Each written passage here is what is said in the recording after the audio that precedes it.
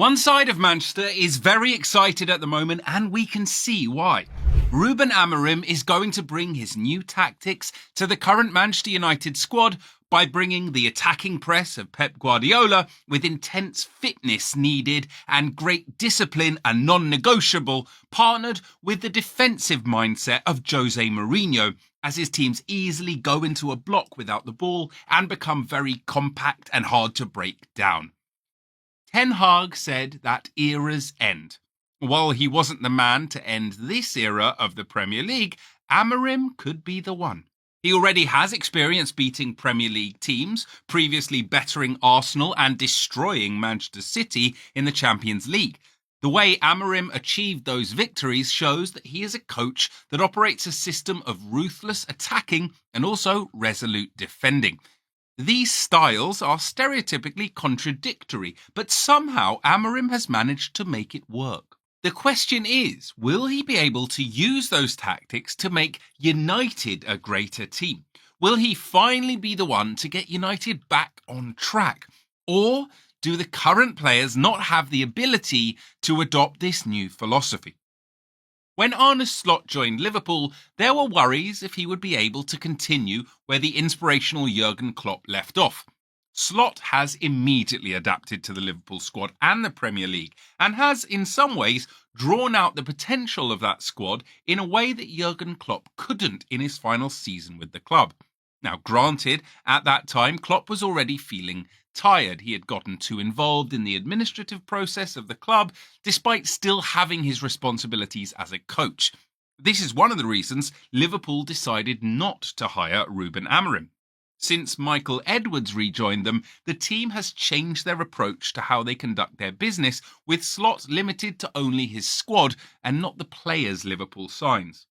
Amorim has a trait that's similar to both Jose Mourinho and Pep Guardiola. He loves to be in control and have a say in how the club operates, especially when it comes to transfers. The manager, who retired early from football at 32 with Benfica, had the opportunity of starting his coaching with their reserve team. However, because he wouldn't have power, he left for Braga, where he had more control on the team. Now, there are other reasons Liverpool also didn't hire him. There were reports that when they were interviewing him for the job, he requested a full change of the coaching staff, preferring to bring his huge 8-man team with him. What a stubborn man. Pep and Jose would be proud.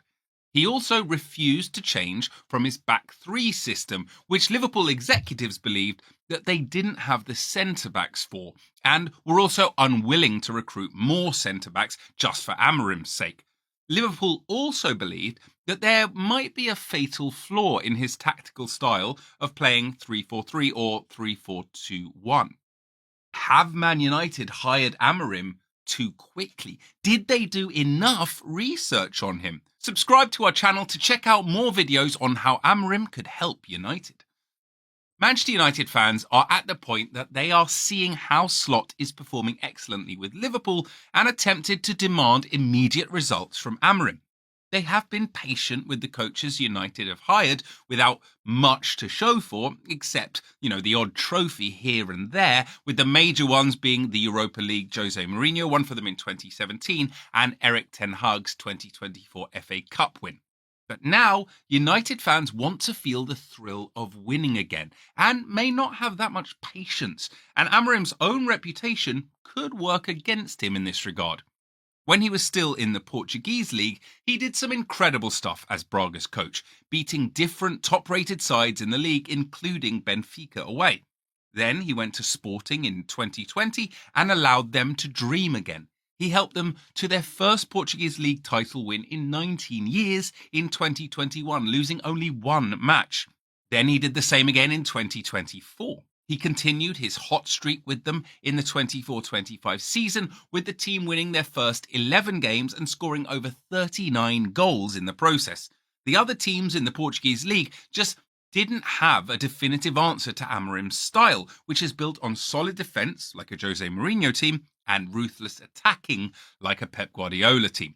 United executives found his body of work so impressive that they added an extra €1 million on top of the 10 million release clause that they paid for him, just so that Amrim could get an early release from his 30-day notice period.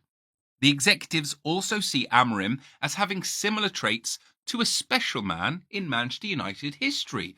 With Amrim, there is a potential of an immediate transformation of the United squad, as Amrim has experience reviving teams that have fallen below their usual standards. When he went to Sporting, they believed in Amrim so much that they made him the third most expensive manager ever, and he delivered for them completely.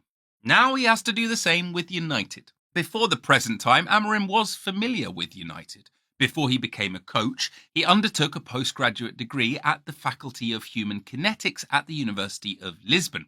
At that university, Mourinho was Amrim's lecturer on the high-performance coaching course. As part of his teaching, Mourinho selected 3 of his best students to come and intern under him at Old Trafford, and Amrim was among those students. That week at Old Trafford served as an inspiration for Ruben. Working with Mourinho, who Amrim idolised during that period, put something in Amrim's mind: to win at all costs. However, it isn't only Mourinho that inspires Amrim. Pep Guardiola also inspires him. Amrim has confessed that he watches a match like Mourinho does and has said that he loves Guardiola's work. So he combined the two of them and has arrived at a tactical style that is potent both in attack with possession and without possession and in defence. Amrim's team has been labelled as a confusing team because of this, but it really isn't. It shows how brilliant he is as a manager. Amrim typically plays a 3-4-3, which becomes 3-4-2-1, but it can be pretty fluid as there are rotations. When in possession and building up play, Amrim sets up his team in a 4-2-2-2 system with his midfielders in different lines ready to help progress play. The goalkeeper is an important part of this build-up and the play begins from him. One of the centre-backs will play with his back to the opposition goal and basically join the midfield so as to help evade the press by providing a more advanced passing option. Like Guardiola's team, there are rotations in Amrim's team, and with this they are fluid and can calmly pass their way out of dangerous situations and equally right into dangerous areas for the opposition without losing the ball. This is why Sporting had the third highest touches per opposition tackle in the first 2/3 of the pitch. Only Man City and Inter Milan surpassed them in this regard in the 23-24 season in the top 7 European leagues. Sporting, like City, are patient when they build up their play. In the Portuguese league, Sporting had more build-up attacks than any other team in the league. They had over 10 passes 126 times before they took a shot. Now, this is where it gets impressive. That same team had the most direct attacks as well in the Portuguese league, with 74. Amrim, as much as he loves possession like Pep, can also instruct his teams to attack more directly and efficiently, just like Jose Mourinho does. Under his coaching, Sporting weren't always known for the amount of times that they circulated the ball and patiently built up in the 23-24 season. So why is this so? Well, Amrim is a flexible coach. He approaches a game to exploit the weaknesses in the opponent's team. He's pragmatic and doesn't insist on a particular style of play. If a game needs to be slowed down, Amrim would instruct his players to slow it down and play a possession game. If they need to speed things up and go direct, this is no problem either.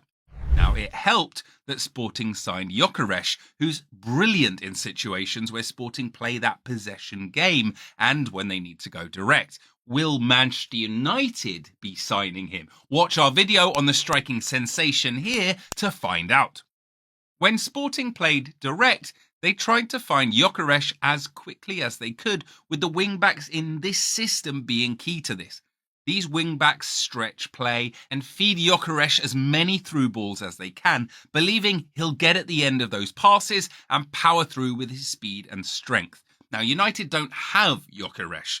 However, to an extent, Højlund, Xerxes or even Rashford could play in a similar role, but this is not what Amrim prefers. By being unpredictable, Amrim will be a problem for other teams in the Premier League.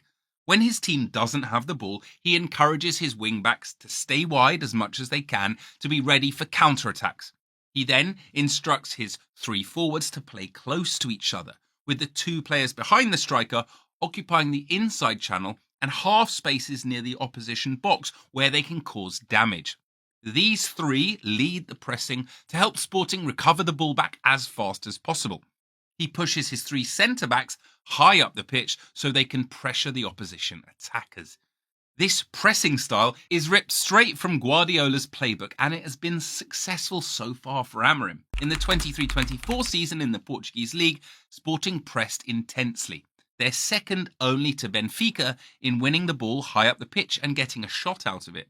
However, there is something about Amorim's style of pressing for his teams that's different from how Guardiola sets up. Pep loves to use Rodri, who is a technically secure holding midfielder, to help secure the midfield. In that holding midfield role, Rodri, who recently just won the Ballon d'Or, does everything. He creates, helps keep possession, and wins duels. For Amorim, his choice of a defensive midfielder is more similar to the kind of profile that Mourinho loves. Amorim just wants his defensive midfielder to win duels, cover up large distances, and hoof the ball forward or pass to more creative players. Manuel Ugarte, who struggled at PSG, thrived in this role for Sporting when he was there, and he could rediscover his hot Sporting form under Amorim. Another aspect of Amorim's play that's similar to Mourinho's is when pressing doesn't work for his team, he instructs his team to defend in a 5-2-3 or 5-4-1 deep block. The idea behind this is that Amorim doesn't want to give opponents the opportunity to play through the middle and force them to the wings. Then, like Guardiola, he encourages a centre-back of the back 3 to press the opposition. Now, this is daring and yet at the same time conservative. Unfortunately, him being a combination of both Mourinho and Guardiola hasn't helped him reach a solution to a flaw in his tactic. By having his wing-backs far and wide, Amorim's teams could be in trouble when the wing-backs lose the ball. His attackers play close to each other, so they can't easily provide support, and the same goes for his midfield pairing. So, if his wing-back should lose the ball, it could be devastating. It's high-risk, high-reward football.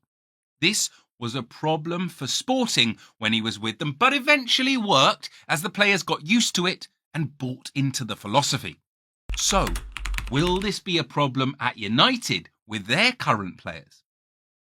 Amorim is pragmatic, and he'll surely be tweaking his system to suit the league and also draw out the potential of his squad. But he can be as stubborn as both Guardiola and Mourinho when it comes to his ideas, as I mentioned earlier. When Sporting signed him, he told his players to get on board with the system or get out. Like those 2 coaches, Amorim is a disciplinarian.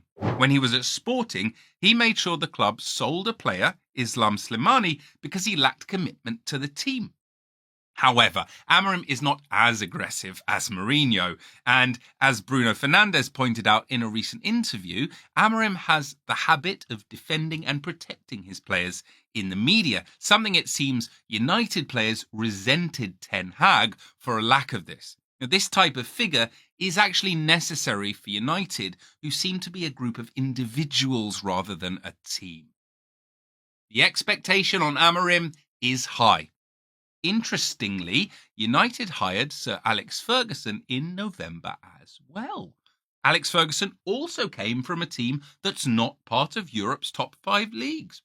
Ferguson came from Aberdeen, the Scottish League, to United, and coached the team for 26 years, winning 38 trophies in total. How well can Amorim do this time?